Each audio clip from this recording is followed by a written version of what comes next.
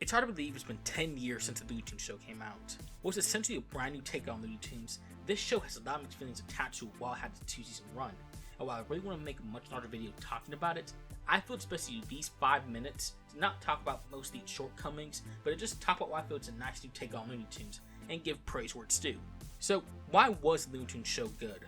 Well, it really changed the dynamic and flow the original shorts had, and instead resulted in having all these classic characters live just like us.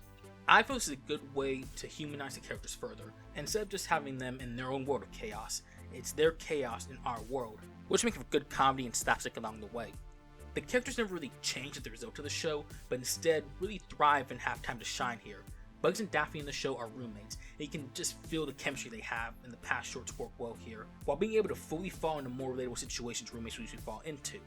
Other characters in the show also have moments to really shine and make you feel like they fully belong there as well, with drops in other scenarios that really make you appreciative of how they're utilized. They may not be there all the time, but when they're on screen, they make the most of their time. The episodes themselves usually fall in the realm of being humanly realistic as possible, as well, with usual mundane tasks being the main focus. But like the characters, these simple tasks may sound normal on paper, but adding the Looney Tunes to it can really make it far from normal. The DMV episode is the best example, where a premise of getting a license leads to a driving test on an airport runway. The show has the perfect flow of comedy that combines Looney Tunes and Seinfeld in the best case scenario.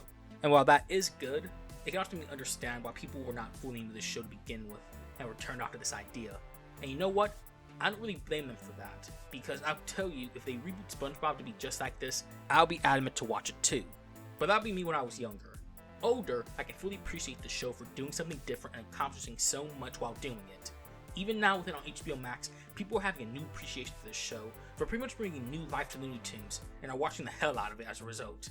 And when the show was originally planned to be removed from HBO Max, so many people complained about it, HBO Max extended the deal so that the show can stay on the service.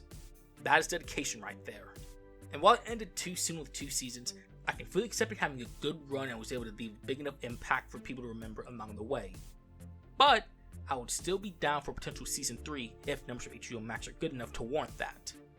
In the end, the Looney Tunes show is a worthy update to classic Looney Tunes cartoons that paints a new picture for the entire franchise by doing new things, while also continuing to contain the spirit that makes the Looney Tunes fun to begin with.